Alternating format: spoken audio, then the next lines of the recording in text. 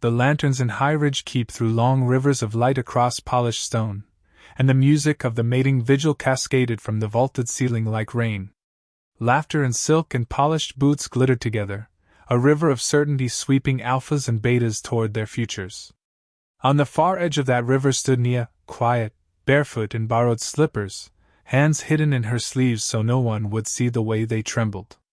Storm-marked, they called her.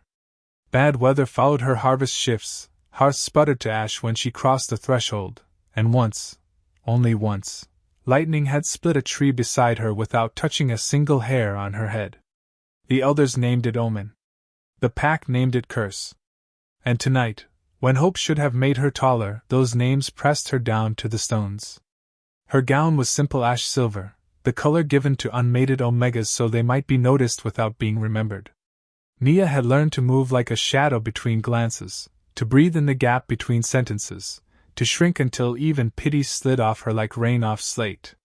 She had promised herself she would slip out before dawn if no wrist clasped hers. Trumpets sounded. The crowd hushed. And the Alpha King of the Northern Territories stepped through the arch as if borne on the wind itself. Kale.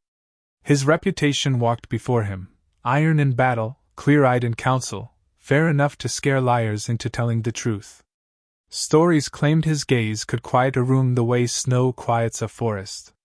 It did now. By habit, Nia lowered her eyes to the flagstones. Let him look past. Let him choose someone whose name made his court smile. Let tonight end with no new dents in her heart. But the room changed timbre, like a song leaning toward its chorus. Attention, a listening.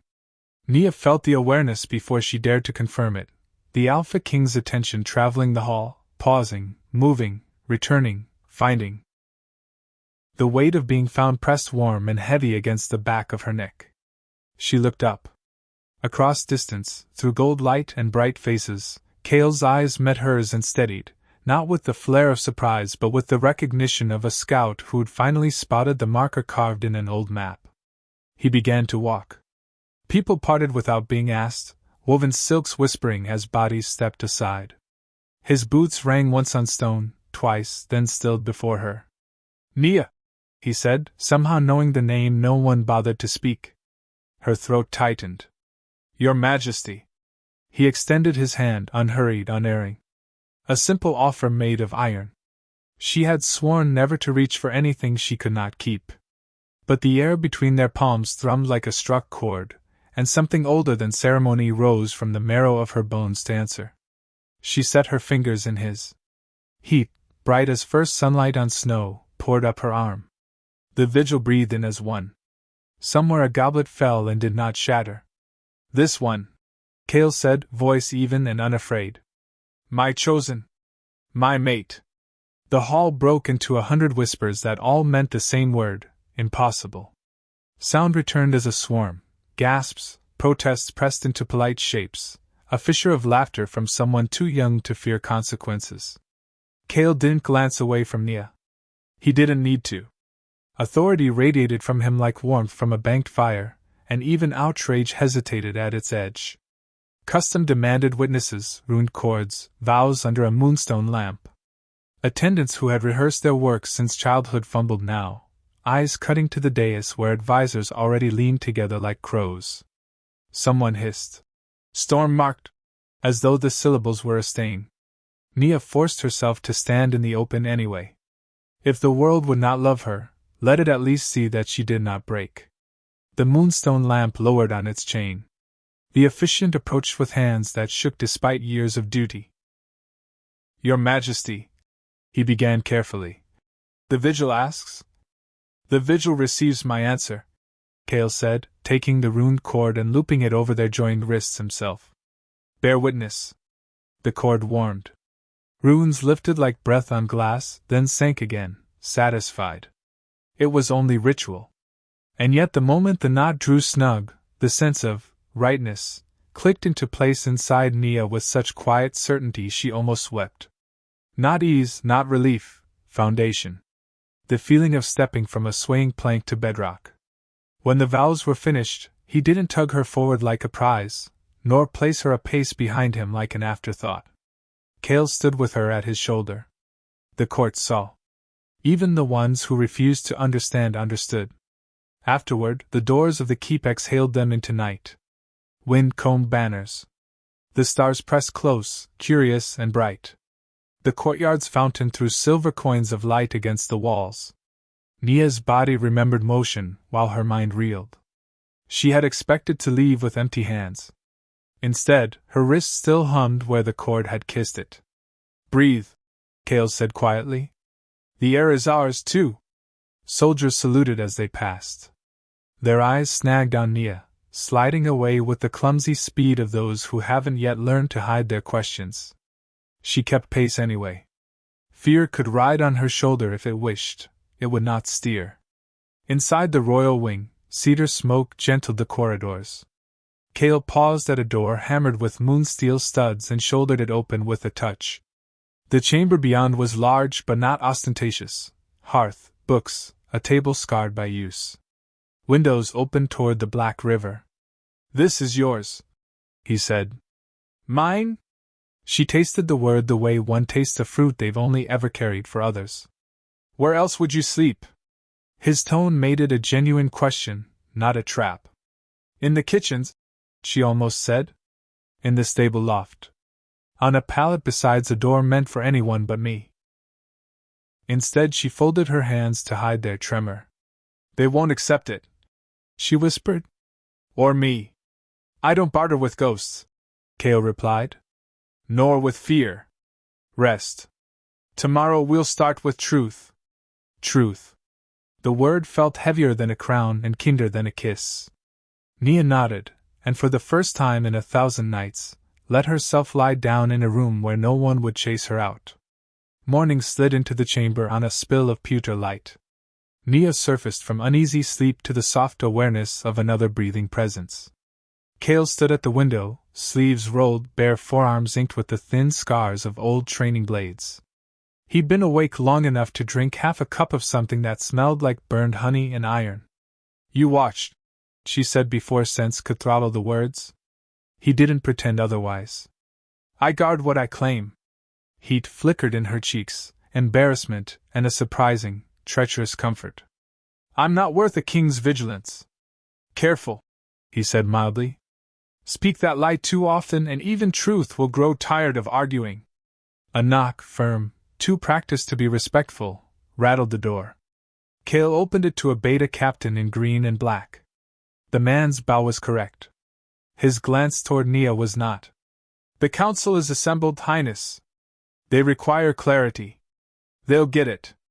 Kale gestured for Nia to follow. The council chamber was a long stone throat lined with banners and antler sconces, the table an old tree cut lengthwise, its rings visible under oil. Elders, wardens, quartermasters, all the necessary spines of a kingdom, were already in their seats, words sharpened and waiting. Nia took the chair beside Kale because he indicated it, and because refusing would give those eyes more to feed on. An elder with winter in her hair but spring water in her gaze spoke first. "Your Majesty, we honor the right of the Alpha to choose. We ask only, why her?" No one breathed. "Because the bond is true," Kale said simply. "Because I felt it take root. Because I won't let fear choose for me." A younger lord leaned forward, ring flashing like a drawn tooth. "With respect, sire, she bears ill weather like a cloak. The outlying hamlets had a poor harvest because the river jumped its banks last spring," Kale said, not turning. "Because we needed 2 more mills and we built one. Because men who blame women for storms always forget to plant windbreaks." A few of the elders looked down, caught between outrage and the relief of being spared a worse thought. Nia kept her hands steady on the table. She had spent years swallowing answers. Listening to someone else make them for her felt like walking into a house where the floor didn't tilt. "And if the people rebel?" another asked, voice smooth as oiled leather. "Then they'll discover my patience ends where my mate's dignity begins," Kale replied. He didn't raise his voice. He didn't need to. Silence followed in the way it does after a bell's last note dissolves, the sound gone but the vibration still traveling, seeking ribs to live in. The winter-haired elder inclined her head. Then let us advise, Highness, not to change your decision. To gird it. The people love what they are taught to love. Teach them. Kale's mouth curved, not quite a smile. We will. We, Nia noted. Not I. The pronoun settled around her shoulders like a cloak cut to her shape. Teaching began with walking.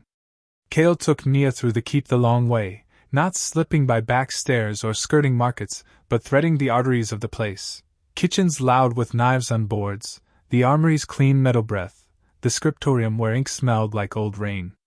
He introduced her by name. Not title, name. The invisible lever that shifts a room. Some tilted their chins higher. Some dropped their eyes too fast.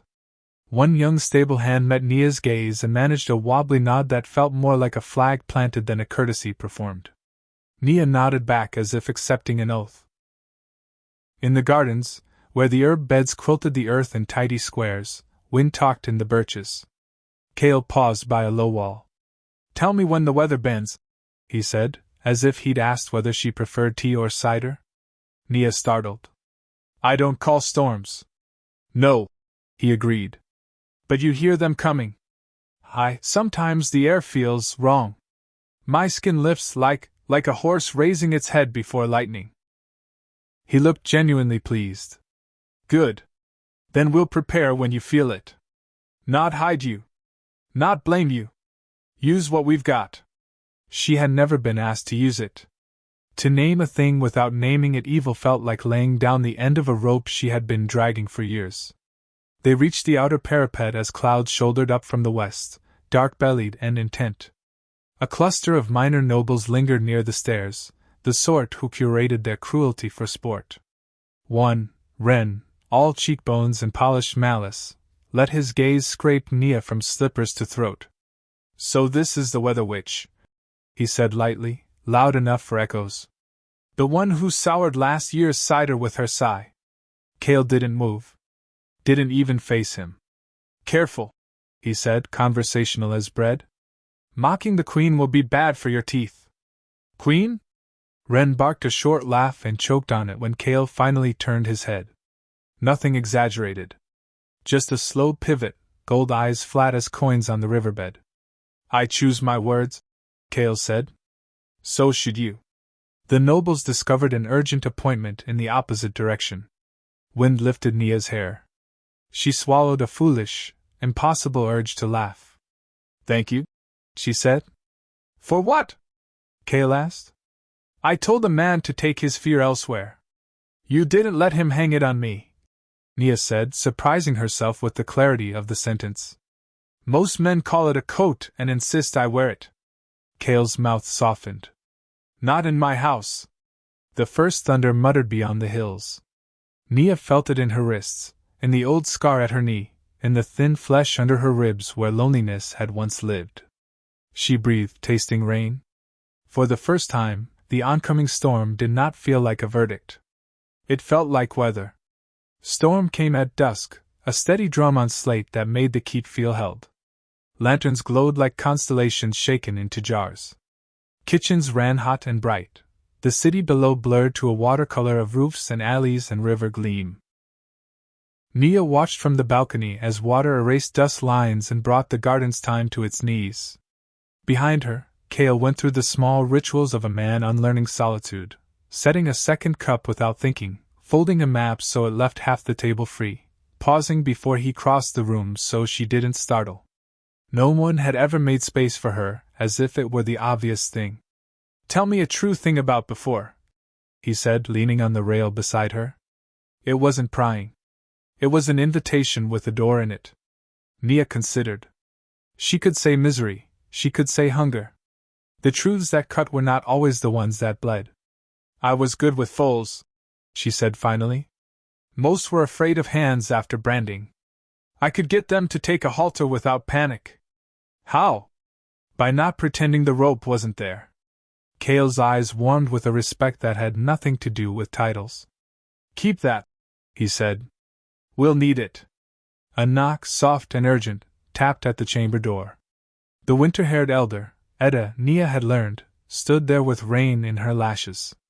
Forgive the hour, We've had a spate of river fever in the south quarter. The old remedies thin the blood too much in weather like this. Your Majesty, may we draw from the ironwort stores? Take what you need, Cale said, already reaching for his ledger. And send word to Master Torv to boil the water twice. He forgets when he's rushed. Edda nodded, then turned to Nia with the measured frankness of someone testing ice. You feel storms. Do you feel anything useful now? Nia closed her eyes. The keep breathed. The storm shouldered. Under both, a different pulse thudded, wrong-timed, like a second drum slightly out of rhythm.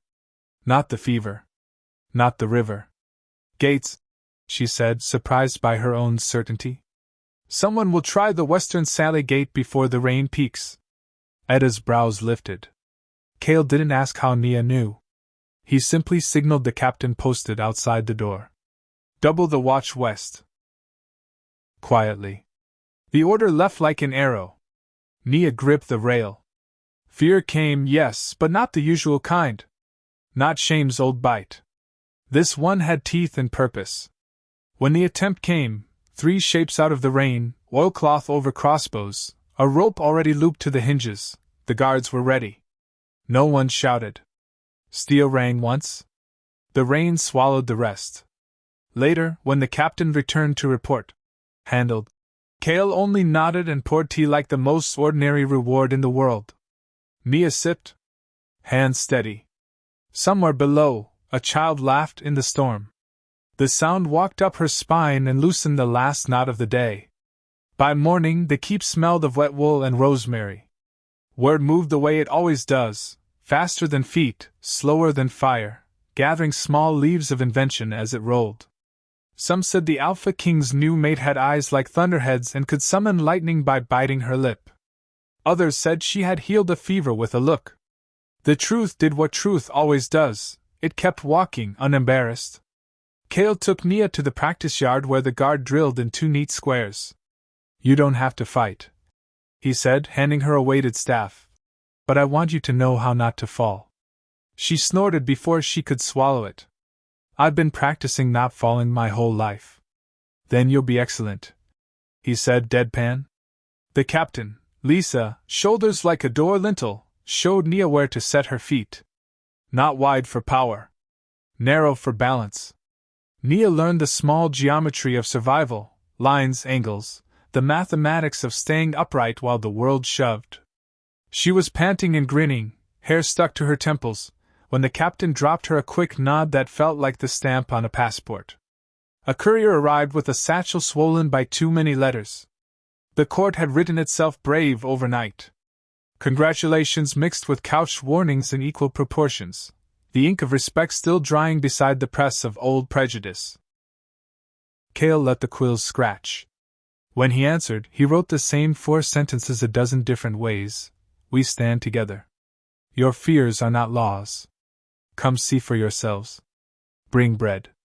Edda brought news at midday. The fever was bending, slowly. The western gate was quiet. The nobles who had used their tongues like knives had discovered less enthusiastic audiences. People still whispered when Nia passed, but more of them remembered to smile afterward. In the late afternoon, under a sky scrubbed clean, Cale and Nia walked the river road just outside the keep. Children invented a game that involved splashing the Alpha King on purpose and shrieking when he pretended to be fearsome. An old woman pressed a sprig of rue into Nia's palm without explanation. A boy with a missing tooth demanded to know whether queens ate different bread. Worse bread, Nia said solemnly, and the boy howled at the scandal. On their way back, Cale slowed. You were right last night. I was afraid I'd simply wanted to be helpful. There, the old doubt, bare and shivering. He stopped them beside a wall still damp enough to darken the stone. Nia, we are not collecting reasons you do not deserve to be here. We are practicing being here. Those are different skills. She looked up. The afternoon made his eyes less gold, more amber. The bond hummed like a hive, busy, ordinary, full of its own weather. For the first time, she thought, I could build a life on this sound. Then let's practice, she said. Good, he answered, offering his arm as if to a dance either of them yet knew. Tomorrow we'll travel the market quarter. Then the outlying farms. Let them see what I saw. And what did you see? The question left before she could fold it away. Cale's smile reached the place just under his eyes, the one that signals truth. A woman who has been walking in the storm so long she forgot she was the one choosing the road. Nia laughed, real, unguarded, surprised by its own ease. The sound startled a pair of doves from the eaves. They rose, white and loud and perfectly ordinary, into the clear blue the storm had left behind. The journey to the market quarter began before dawn, the city still yawning around them. The streets smelled of bread and wet stone. Merchants were only beginning to lift their shutters when Cale and Nia stepped through the archway, flanked by two guards who kept their distance out of respect more than duty. Nia had expected silence or stares. Instead, the early risers greeted their king with weary but genuine bows. Cale returned each one with the simple nod of a man who saw them, not as subjects, but as threads in the same tapestry. It was that humility, Nia thought, that made him king before any crown had touched his brow. At the edge of the square, a baker's wife stood outside her stall, flour on her forearms, eyes uncertain. Her gaze flicked to Nia, then to the clouds overhead, and back again. "You've brought the storm with you," she said softly. Nia's stomach tightened. Cale answered first.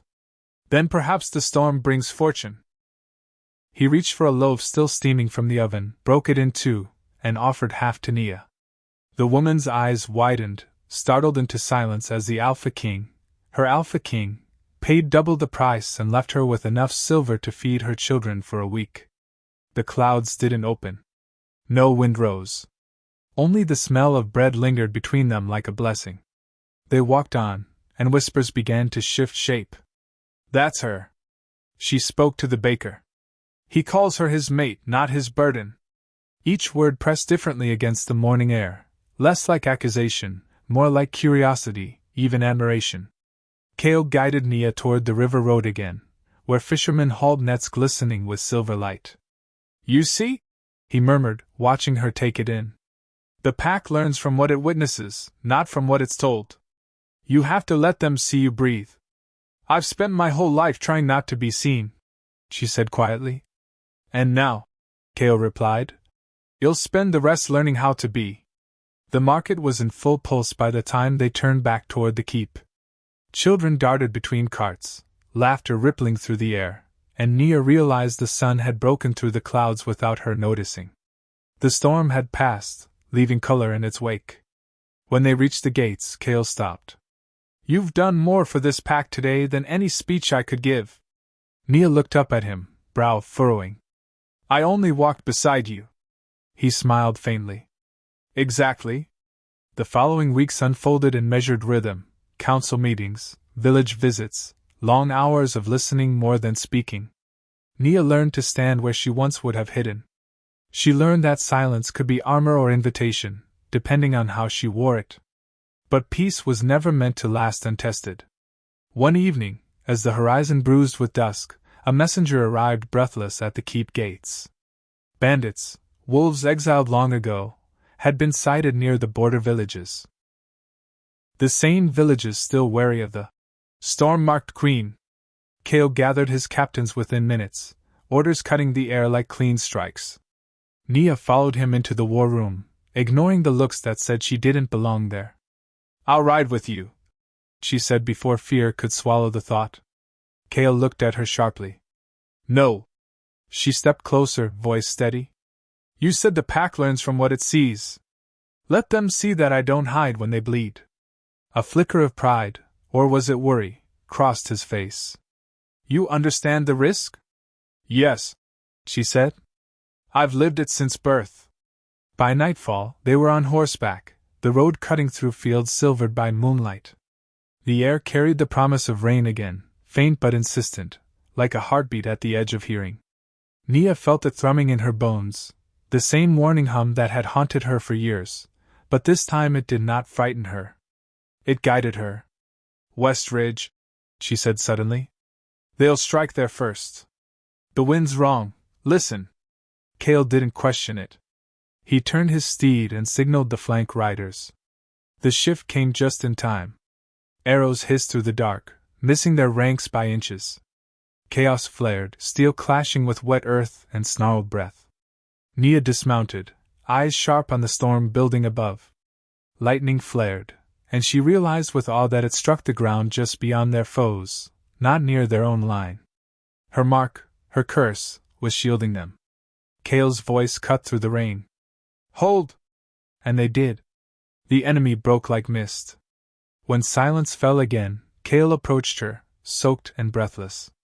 "How did you know?" She looked at the fading storm, rain sliding down her face. "I didn't. I just listened." He smiled then, a rare, unguarded thing. "Then perhaps the moon has been whispering to you all along." The clouds parted, revealing that very moon, silver, full, and watching. And for the first time, Nia didn't feel cursed beneath its light. She felt chosen. The rain eased into a mist by dawn, leaving the earth breathing steam. The scent of wet pine and iron hung thick in the air as Kale's warriors began gathering the wounded. None of theirs had fallen. It felt impossible, even to seasoned soldiers.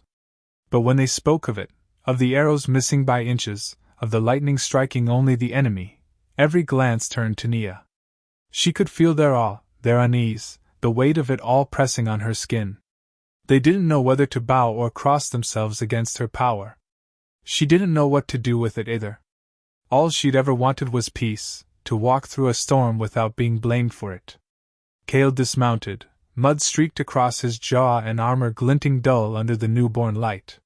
He moved toward her with deliberate calm, as though every step was meant to remind the others that she was not to be feared but followed. "She saved us," said Captain Lisa, voice steady but reverent. "Without her warning, we'd have ridden straight into their blades." Kale nodded. "Then remember that. Every life spared today was her doing." He turned to Nia, and his voice softened. "The storm listens to you." Nia met his gaze. "It shouldn't have to. It frightens them." Kale's lips curved, not in mockery but in a strange kind of admiration. "It frightens anyone who doesn't understand it. But fear fades when truth stands beside it long enough." He raised his voice to the gathered pack.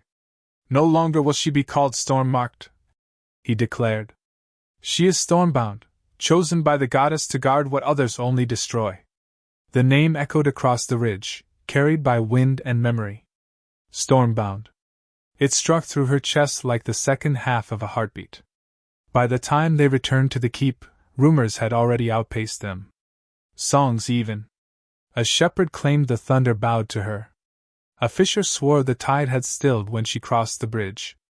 Myths were seeds, some poisoned, some sacred, but all unstoppable once sown. Inside the gates, the same baker who had once feared her waited with a loaf wrapped in cloth. "For strength," she said, her eyes bright but no longer afraid. Nia accepted it with trembling hands. "Thank you? Thank you," the woman corrected softly. "For bringing my husband home safe." Kale watched the exchange in silence, then turned to his guards. "Send word to every province," he said. "The storm has turned in our favor." That night, as torches burned low in the great hall and the pack celebrated their survival, Nia stood at the balcony overlooking the city. The moon rose through torn clouds, pale and whole. Kale joined her there, his arm brushing hers as if by accident, though both knew it was not. "You spoke once of being seen," he murmured. "Now they see you." She exhaled a quiet laugh. "Not as I expected. As you were meant to be," he said. "Not a curse. A compass." The words rooted somewhere deep, where shame had once lived. And for the first time, she felt it begin to die. Peace did not return overnight, but it came like spring thaw, slow, patient, unstoppable. In the weeks that followed, Nia's presence no longer emptied rooms. Children stopped hiding behind their mothers when she passed. The guards began saluting her by name. Yet in quiet hours she still felt the echo of old fear. Power carried weight, and hers hummed beneath her skin like a living thing. She spent her mornings walking the palace gardens, learning the rhythm of plants, the shape of wind, the subtle shift before rain. Kale sometimes joined her in silence, their steps falling into easy synchrony. One morning, she found him waiting near the old fountain, his cloak half damp from drizzle. "They'll ask you to lead the moon rites this year," he said without preamble. Nia froze. "That's forbidden for Omegas." "For them, maybe," Kale said, eyes gleaming with quiet certainty. "Not for my queen." The word struck like thunder, queen. Spoken not in ceremony, but in belief. She searched his face for jest and found none. "You would have them hate you for this? They already feared me long before they feared you," he said, stepping closer. "But they'll learn that strength wears many faces. One of them is yours." She shook her head, voice trembling. "I was born under a cursed sign. And I was born under prophecy," Kale said simply. "It seems fate had plans for us both." The moon rites came with the turn of the season, the great courtyard awash in candlelight. Hundreds gathered, the night alive with murmurs and prayer. Nia stood beside Kale, hands cold, heart wild. When the first chant rose, she felt the sky tilt, wine threading through her hair, the moon glimmering brighter than it had in years. And then silence. Every candle flickered but did not die. The air shimmered faintly, as if the goddess herself had drawn nearer to listen. Kale's hand found hers. "They see you," he whispered. "Now let them feel you." Nia lifted her chin. The words she spoke next were not memorized. They were born, whole, from the storm within her. Her voice carried through the courtyard like the echo of rain on stone. When she finished, no one spoke for several heartbeats. Then one by one, wolves bowed, not to the Alpha King, but to her. The storm-marked Omega had become the moon's chosen queen. The days that followed the moon rite shimmered with a kind of peace Nia had never known, fragile, luminous, and almost unreal. The people no longer whispered curses in her wake. Instead, they left offerings at the palace gates, sprigs of rosemary for protection, ribbons tied to the iron fence in silent gratitude. Kale kept his promise. He no longer let the council speak of her as an outsider. "There are no cursed among us," he said once, voice echoing through the hall. "Only those the moon has yet to understand." Those words spread faster than any decree. Still, under the calm surface, something stirred. Nia could feel it. Not from the people, not from Kale, but from the storm itself. It called to her in her sleep, low and insistent, like distant thunder behind a mountain. One night she woke to it. The wind rattled her window though the sky outside was clear. She rose, heart quickening, the bond between her and the air pulsing like a heartbeat. When she stepped to the balcony, the moonlight glowed strange and sharp. She wasn't alone. Edda, the silver-haired elder, stood in the courtyard below, her cloak rippling like water. "You feel it, don't you?" she called up. Nia nodded slowly. "Something's wrong. The storms, they're changing." "They're not changing," Edda said softly. "They're remembering." The words rooted deep in Nia's chest. "What do you mean?" Edda's gaze lifted to the sky, her voice steady but grave. "Every few centuries, when balance falters, the moon calls her stormbound to stand between realms. The last time it happened, half the packs were lost to shadow. The Alpha King before Kale's line silenced the prophecy because he feared what it demanded."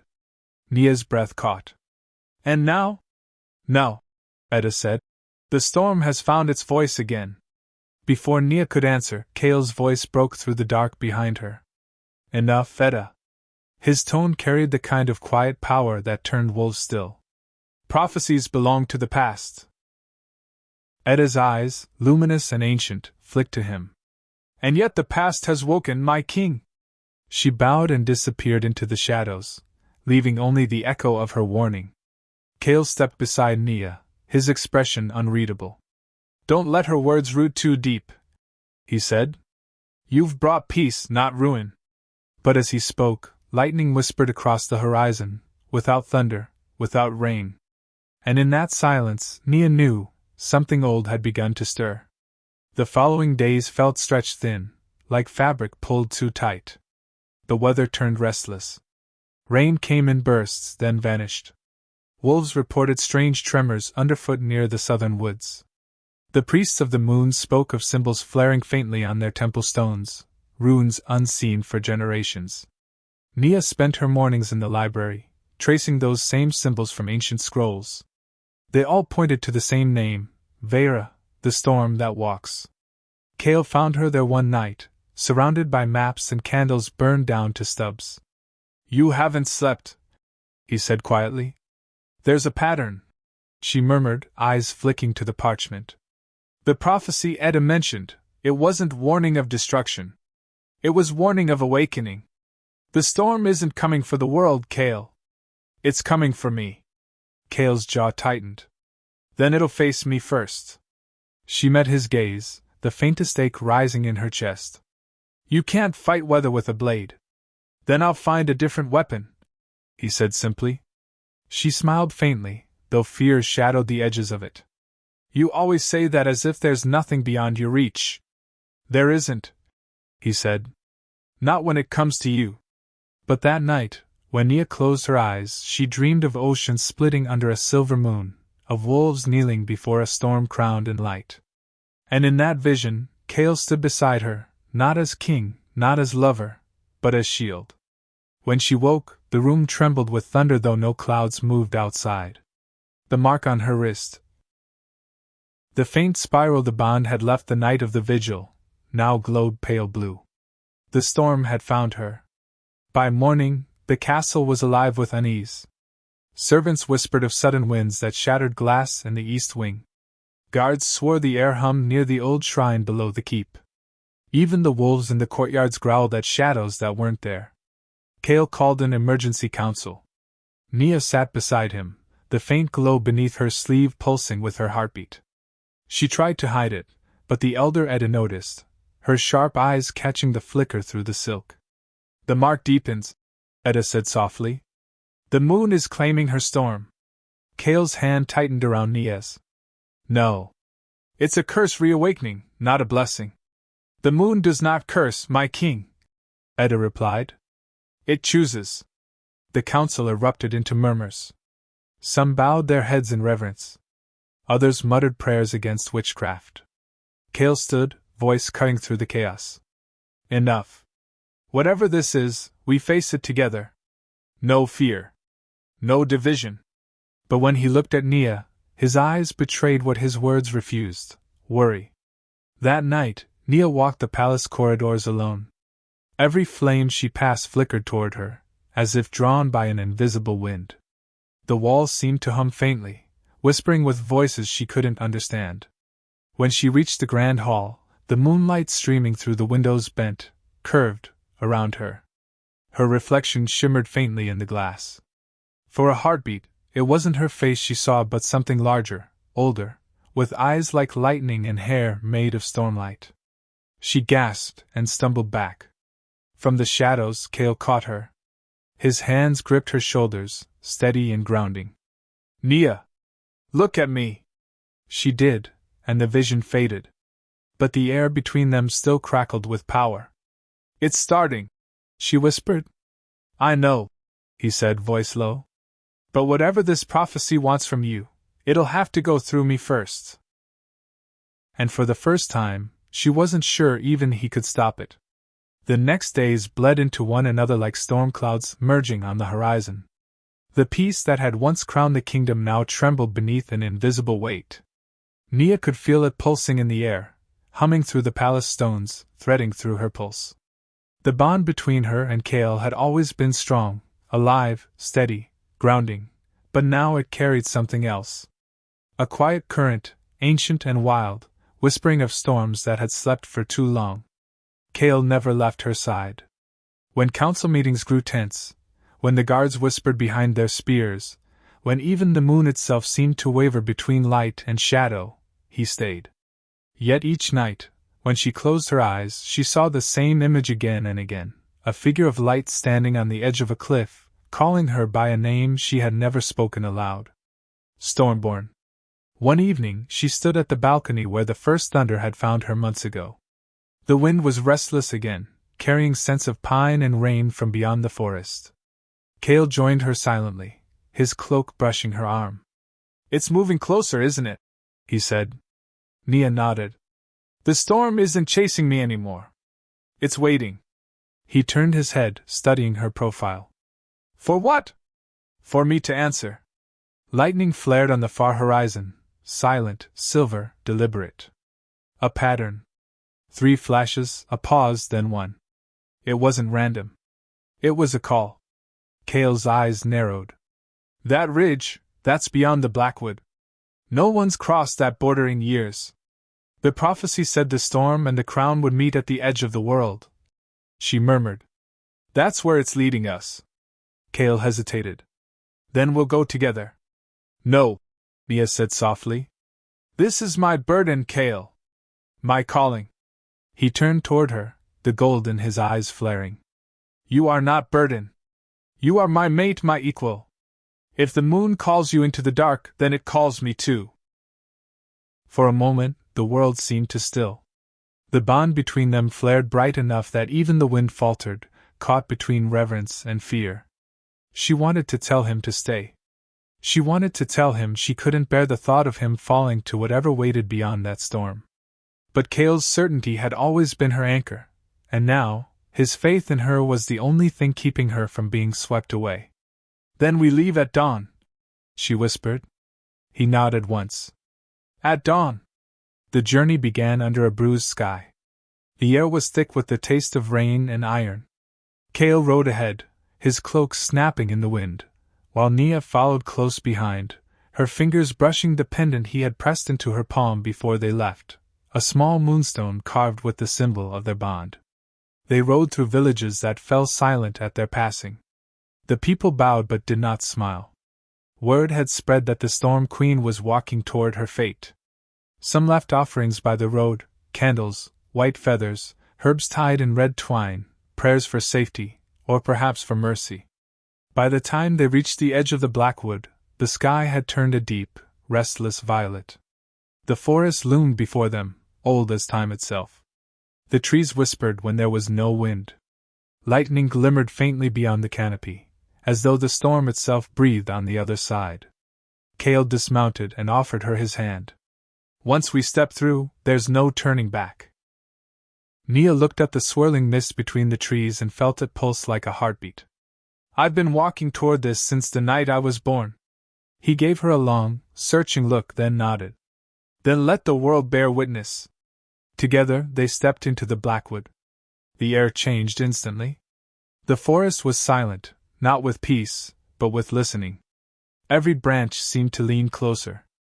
The stormlight flickered faintly ahead, illuminating old stones carved with symbols that matched the ones Nia had traced in the library. She reached out, fingertips brushing the nearest rune. The stone thrummed beneath her touch. The mark on her wrist burned bright in response, and for the briefest moment, she could see it, an image burned into her mind. A throne of silver and stormlight. A shadow rising before it. A voice, soft as rain, whispering, "You cannot calm the storm, child. You are the storm." She gasped and stumbled back, clutching her arm. Cale caught her, steadying her instantly. "Nia! What did you see?" Her voice trembled, but her eyes were steady when she met his. "The truth," she whispered. "The curse, it was never meant to destroy. It was meant to guard." The forest groaned, and thunder rolled so close it made the ground tremble. The storm had heard her. Cale drew her closer, his voice firm even as lightning split the sky above them. "Then let it come." The first drops of rain struck like sparks on their skin, warm and electric. The prophecy was awakening, and the storm had finally come home. The rain came in sheets, blurring the forest into a trembling veil of silver. The air buzzed with raw energy, every breath thick with power and dread. Lightning webbed through the sky, not wild but deliberate, controlled, as if someone, or something, was guiding it. Cale drew his sword, the metal humming faintly as if even steel could sense what waited beyond. "It's not a natural storm," he said, eyes narrowed on the light ahead. Nia's hand pressed against the glowing mark on her wrist. "No," she whispered. "It's calling me." The wind shifted suddenly, cold and sharp, slicing through the trees. The rain bent away from them, parting in a perfect circle, and a low, resonant voice rolled through the clearing, either man nor woman, but something in between, ancient as thunder itself. Stormborn. The sound wasn't heard so much as felt. The forest bent toward it. Even Kale's wolf within bristled under the weight of that voice. Nia stepped forward. Her heart pounded, but her voice didn't shake. I'm here. The lightning struck again, closer this time, and in its white-hot flare a figure appeared. Cloaked in stormlight, tall and ethereal, its form constantly shifting between shadow and brilliance. Its eyes were twin tempests, endless and knowing. The balance has fractured, the being said. The moon's chosen must take her place. Kale moved to step in front of Nia, but the being's gaze flicked toward him. The crown must not shield the storm. It must stand beside it. The words struck him like a blow. He froze, torn between duty and the instinct to protect. Nia raised her chin. You're the one they called Vera. The being inclined its head. Once.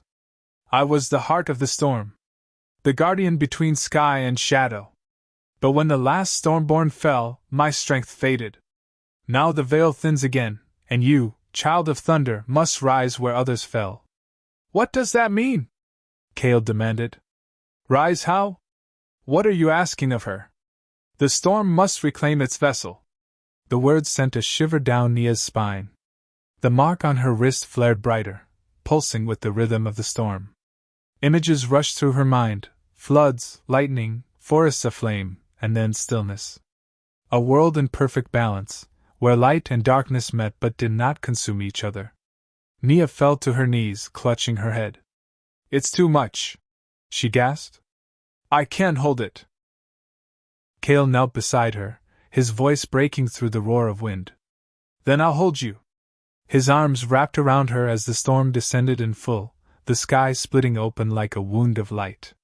The energy poured into her, searing, divine, infinite, and still, she didn't break. The mark on her wrist spread like molten silver across her skin, forming a lattice of glowing veins that climbed to her throat. She screamed, not in pain, but in awakening. When the light finally dimmed, the rain ceased. The forest stilled. Nia stood slowly, the stormlight fading from her eyes but not from her soul. Kale reached for her, his voice hoarse. Nia, are you? I'm here, she said softly, though her voice carried a depth it hadn't before. And so is the storm.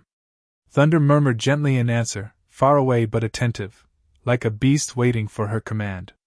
The journey back through the blackwood was silent. The forest that had once whispered threats now bowed in eerie calm. Even the air felt different, reverent, as though the world itself recognized the power that now walked among it. Kale rode beside her, every glance toward Nia a mixture of awe and fear. She was the same yet not. The light beneath her skin had faded, but sometimes, when she turned her head just so, a glimmer of silver pulsed in her eyes. When they reached the outskirts of the capital, the guards who had once saluted the Alpha King now dropped to their knees before her. Word spread before they could speak, of a light in the forest, of thunder that obeyed her voice, of the storm bending to her will. By the time they reached the palace gates, a crowd had gathered, their faces a blend of devotion and disbelief. Kale dismounted and offered her his hand. They're afraid, he said quietly. So was I, Nia replied. Until I stopped running. She stepped forward, and the murmurs fell into silence. The clouds above rolled gently apart, and a shaft of moonlight broke through, crowning her in pale silver. It wasn't planned. It wasn't staged. It was simply truth made visible. The storm is not our enemy, she said, her voice clear and resonant, carrying through the square. It was never a curse. It is balance. And I will stand between its fury and your fear. The crowd bowed, not in forced obedience, but in something far older. Reverence. Acceptance. Kale watched her, pride and love burning bright behind his steady composure. The moon's prophecy is fulfilled, he murmured. Nia turned toward him, her eyes soft. No, Kale. The prophecy is only beginning. A distant rumble of thunder rolled across the sky, gentle as a heartbeat. Somewhere far beyond the mountains, something answered. The storm had awakened. And this time, it had a queen. For a handful of nights, the world seemed to hold its breath. The kingdom slept under clear skies for the first time in months, rivers ran calm, and crops bloomed as if kissed by unseen hands. The people called it the Storm Queen's blessing. Nia would walk the gardens in quiet wonder, feeling the hum of the storm still threaded through her veins, alive, patient, waiting. Cale tried to believe it was over, that peace could last. But he had ruled long enough to recognize the way silence sometimes meant only that danger was gathering its strength. Each morning the ravens came with reports. Crops thriving, yes, but also strange tides along the northern coast, and lightning storms flashing over seas where no rain fell. The balance had shifted, just as Vera had warned. Late one night, Nia woke to find Cale sitting at the edge of the bed, half-dressed, staring at the window. "The border sentries lit the northern beacons," he said without turning. "Something moves beyond the cliffs." "The storm?" she asked. He shook his head. "No. Something walking through it." She rose, bare feet whispering against the stone. "Then we face it." Cale looked at her, eyes shadowed by the faint glow that lingered around her every time the moonlight touched her skin. "You've already given enough. The storm didn't choose me to rest," she said softly. "It chose me to finish what began centuries ago." Outside, thunder murmured faintly, closer this time, as though agreeing. By dawn, the two of them stood at the northern cliffs where the sea met the mountains. The air smelled of salt and ozone, the horizon trembling under dark clouds. Lightning flashed not across the sky, but along the ocean's surface, chasing waves that rose too high and fell too hard. And in the heart of that maelstrom stood a figure. Not like Vera, this one was colder, fractured, as if made of stormlight turned to glass. Its eyes were shards of frozen rain. "Child of thunder," it said, voice sharp enough to cut the wind itself. "You were meant to remain bound. Yet you've woken the old power. You've unbalanced the veil." Nia stepped forward. "If balance has broken, then teach me how to mend it." The figure tilted its head, and the sky above cracked with light. "There is no mending without sacrifice. The storm cannot exist without the calm. One must yield." Cale's hand went instinctively to the hilt of his sword. "She yields to nothing. Then she will lose everything." The clouds churned violently, spinning downward into a funnel that tore at the cliffside. Nia reached for Cale, the wind howling around them, tearing at her hair, her cloak, the world itself. Her mark burned with light, answering the storm's fury. "I won't let it take you," Cale shouted over the roar. "You can't stop it," she cried back. "But I can." She wrenched free of his grasp and stepped forward into the maelstrom. The wind didn't throw her, it accepted her. The lightning bent toward her, not to strike but to merge, threading into her palms until her whole body blazed with living light. Cale's heart pounded as he watched her raise her arms. "Nia!" Her voice carried over the roar, clear, fierce, unbroken. "The storm does not destroy. It remembers," the world answered. The funnel burst upward, light exploding through the clouds in a cascade of silver fire. For a heartbeat, everything went silent.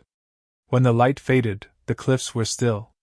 The sea lay calm, glassy, reflecting a sky newly cleared. The figure of glass was gone. So was Nia. Cale fell to his knees on the stone, rain sliding down his face though the storm had ended. The mark on his wrist, the one that mirrored hers, flickered once, faint and silver, then went still. He bowed his head. "You are the storm," he whispered. "And I am its echo." For 3 days the kingdom mourned. Bells tolled across every province, their sounds swallowed by the quiet the storm had left behind. Cale wore no crown during that time, only the pendant Nia had carried, the moonstone etched with their bond. He stood at the cliffs each dawn, waiting, listening to a sky that refused to answer. But on the 4th night, the wind shifted.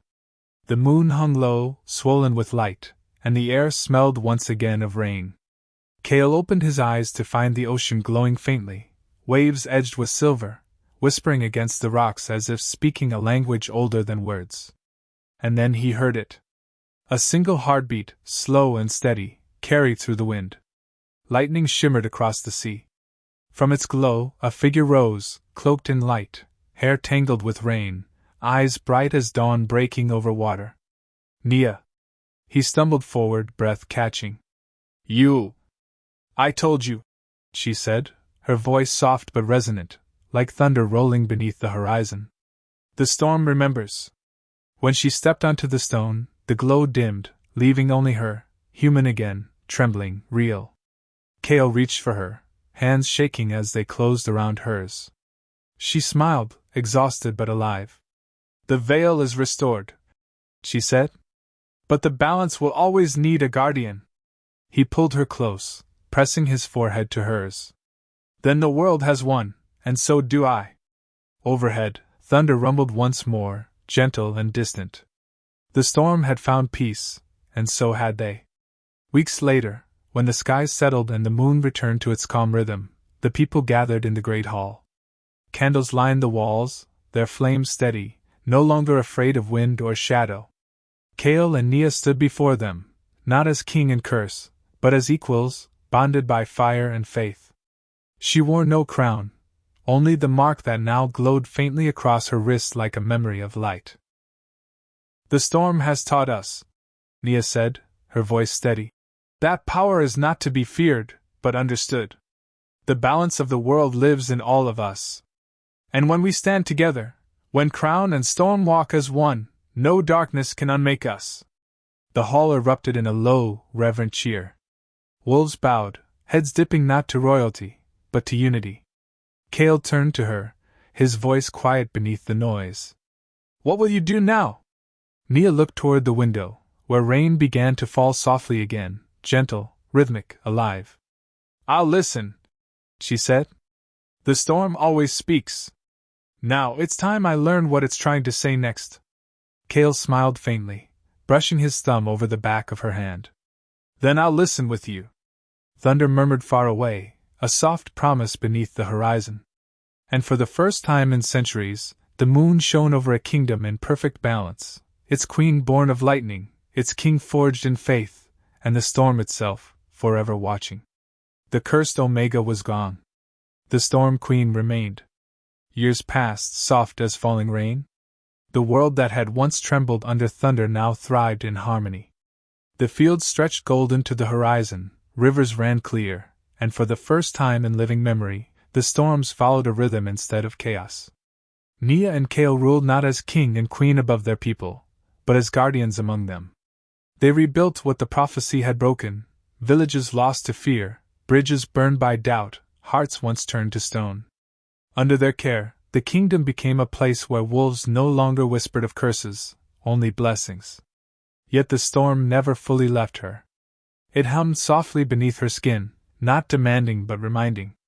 A quiet pulse in her blood, an eternal echo of the power that had chosen her. One night, years after the storm's awakening, the wind returned, gentle, not wild. It danced through the open balcony doors, carrying the scent of rain and pine. Cale found Nia standing beneath the moon, her hand resting over her heart. It's time, she whispered, smiling faintly. The healers came and went with quiet urgency. By dawn, the cries of a newborn filled the palace halls, a daughter, small and strong, with eyes the color of distant thunderclouds and a single mark of silver curling at her wrist. Cale wept when he saw her. The storm's gift, he said. Nia brushed her fingers across the child's cheek. No, she murmured. The storm's balance. As the first light of morning crept across the floor, the wind outside sighed and stilled, the skies parting in peace. Years later, when their daughter was old enough to walk, she would stand on the same balcony where Nia once faced the endless storm. Sometimes she would raise her small hand to the sky, and the clouds would bend just slightly, as if bowing in recognition. The people called her the child of calm and storm. And so the prophecy's final truth was written, not in thunder, not in fear, but in the quiet laughter of a family who had taught the heavens themselves how to rest. The storm had found its home. And for the first time in history it stayed.